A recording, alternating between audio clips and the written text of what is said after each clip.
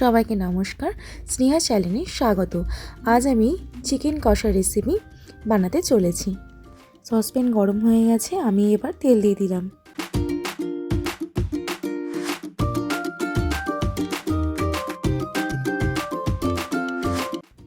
এবার আমি গরম তেলের মধ্যে নুন হলুদ মাখানো আলুগুলোকে তেলের মধ্যে ছেড়ে দেবো।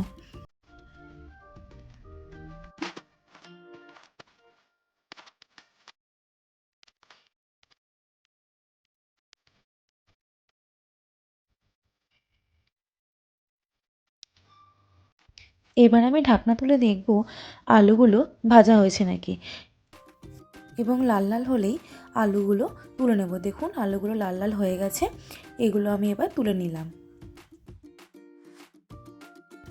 যেহেতু আমি আগে থেকেই তেলটা দিয়ে দিয়েছিলাম আলু ভাজা ভেজে রাখার জন্য, এবং ওই তেলের মধ্যে ধুয়ে রাখা তেজপাতা এবং গরম মশলা, দারচিনি, গোটা বড় এলাচ আর ফোড়ন দেওয়ার জন্য সামান্য জিরা দিয়ে দেব।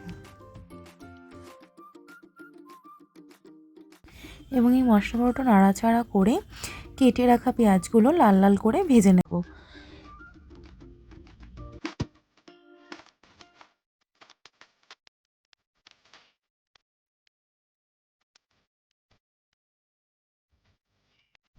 এবার ঢাকনা সরিয়ে দেখছি পেঁয়াজগুলো লাল লাল করে ভাজা করা হয়ে গেছে, এবং এর মধ্যে এবার আমি চিকেনের জন্য আমি যে মশলাটা করেছিলাম ওই মশলাটা আমি এর মধ্যে ঢেলে দেবো।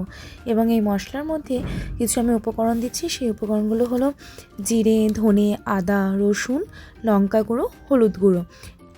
এর মধ্যে আমি আর পেঁয়াজটাকে পেস্ট করলাম না, কারণ আমি আগে থেকেই পেঁয়াজটা এখানে কষিয়ে নিয়েছিলাম। এবং এই মশলাটাকে মিক্স করে এরপর মাঝে মাঝে নাড়াচাড়া করে খুন্তির সাহায্যে দেখতে হবে নিচে যাতে লেগে না যায়, তাই জন্য মাঝে মাঝে একটু নাড়াচাড়া করে নিতে হবে।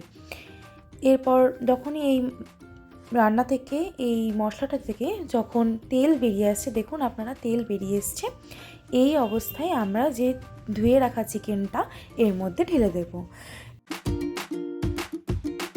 এরপর কষানোর জন্য আমি ঢাকনা দিয়ে রেখে দেব যাতে চিকেনটা ভালো করে কষে যায়। এরপর যেই ভেজে রাখা আলুগুলো চিকেনের মধ্যে দিয়ে দেবো, যাতে চিকেন এবং আলুটা একসাথে মিক্সড হয়ে মশলাটা আনে মাংসের মধ্যে, আলুর মধ্যে যাতে ঢুকে যায়। এবার এটা ভালো করে কষবো, এবং যতক্ষণ না চিকেনটা ভালো করে কষে যাবে ততক্ষণ আমি এর মধ্যে জল দেব না।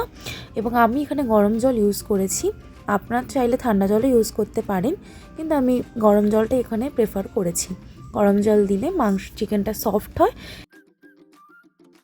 এরপর জল ঢালার পর ভালো করে আমি ঢেকে দেবার বেশ কিছুক্ষণ পর ঢাকনা সরিয়ে দেখতে হবে চিকেনটা কষেছে নাকি। আপনারা দেখতেই পাচ্ছেন কি সুন্দর কষে গেছে, রঙটাও খুব সুন্দর এসেছে। এই অবস্থায় আমি এর মধ্যে গরম মশলা অ্যাড করে দিলাম। যেহেতু নামানোর আগে আমি এর মধ্যে গরম মশলা অ্যাড করে দিয়েছি। দেখুন আমার রান্না আজকে হয়ে গেছে, এই দেখুন কষে গেছে একদম সহজ উপায়। এইভাবে রান্না করলে খেতে খুব সুন্দর হয়। এই দেখুন আজকে আমার পরিবেশন।